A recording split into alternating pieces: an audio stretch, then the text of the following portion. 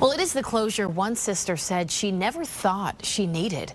Last night at 10, we told you that Ferris Wheatley's remains were finally identified decades after the airman died in World War II. Well, now his sister, who was just 14 at the time of his death, is sharing her family's story tonight. Fox 13's Jordan Bowen is in our newsroom. So, Jordan, this identification is really a long time coming for them. Yeah, Ellie, they thought this day would never come. His sister, Marva Turner, says she made peace with herself long ago that her brother's remains might never be found. But now at 93 years old, she says she is feeling a whole new sense of peace. One of the most daring raids of the war. It was known as Operation Tidal Wave. A daylight bombing of the Ploiest oil fields in Nazi-controlled Romania. They were told it was a volunteer. It was more of a suicidal raid. Marva Turner's brother, Second Lieutenant Ferris Wheatley, went. Pictured here in the middle in front of their plane, Lady Jane, a B-24.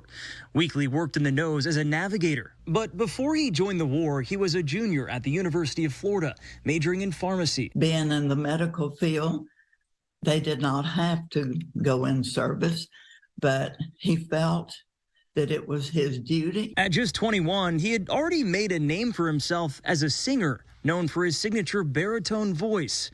The second wife of Thomas Edison, the inventor of the light bulb, was one of his biggest fans. He would go to her house if she had parties. And wow.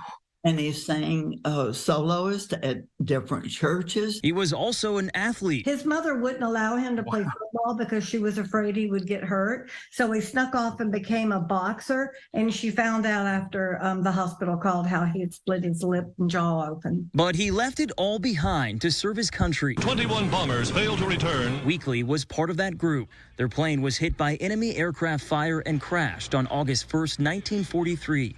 His remains were buried with other unknowns in a military cemetery in Romania, where they went unidentified for nearly 80 years. Then in 2014, Marva gave a DNA sample to the Defense Palmia Accounting Agency, which in 2017 started exhuming the remains of Operation Tidal Wave losses. In July, after years of anthropological and dental analysis, the family got a call. I was just shocked that they had actually found his remains. Marva's daughter, Kathy Albritton, who's also Wheatley's niece, raced to her mom's house to share the news. I can't explain, I can't express it. I feel a sense of peace because they're bringing him home. Wheatley's mom lived till 100. All her life, she kept her son's memory alive in a scrapbook on her coffee table. Kathy says she grew up reading. I never expected that there would be a last chapter to it. The ending, Marva wishes her mom was here to see. She would be so happy to know